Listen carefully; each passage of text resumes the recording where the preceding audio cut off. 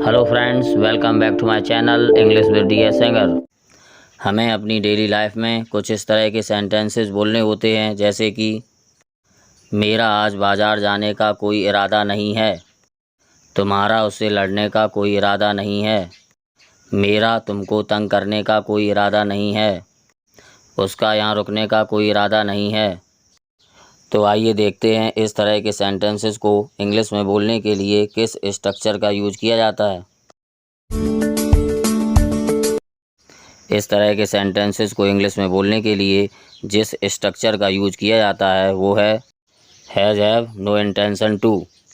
इसका हिंदी मतलब होता है का कोई इरादा नहीं है या के पास कोई इरादा नहीं है। चलिए इसका रूल देख लेते हैं। इसके रूल के लिए सबसे पहले आएगा सब्जेक्ट, और उसके बाद आएगा हैज़ या हैव, और उसके बाद आएगा नो इंटेंशन टू, और उसके बाद आएगी वर्ब की फर्स्ट फॉर्म, और उसके बाद आएगा ऑब्जेक्ट। सिंगुलर सब्जेक्ट जैसे ही सी इट नेम के साथ हैज़ नो इंटेंशन टू आएगा, और प्लूरल सब्जेक्ट जैसे आई यू वी दे के साथ हैव नो इंटेंशन टू आएगा। चलिए इसके कुछ एग्जांपल्स देख लेते हैं। मेरा आज तुमसे मिलने का कोई इरादा नहीं है। I have no intention to meet you today. I have no intention to meet you today. उसका अंग्रेज़ी सीखने का कोई इरादा नहीं है। He has no intention to learn English. He has no intention to learn English. हमारा नई कार खरीदने का कोई इरादा नहीं है।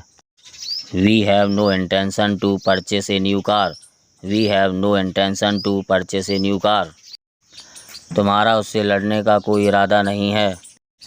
You have no intention to fight with him. You have no intention to fight with him.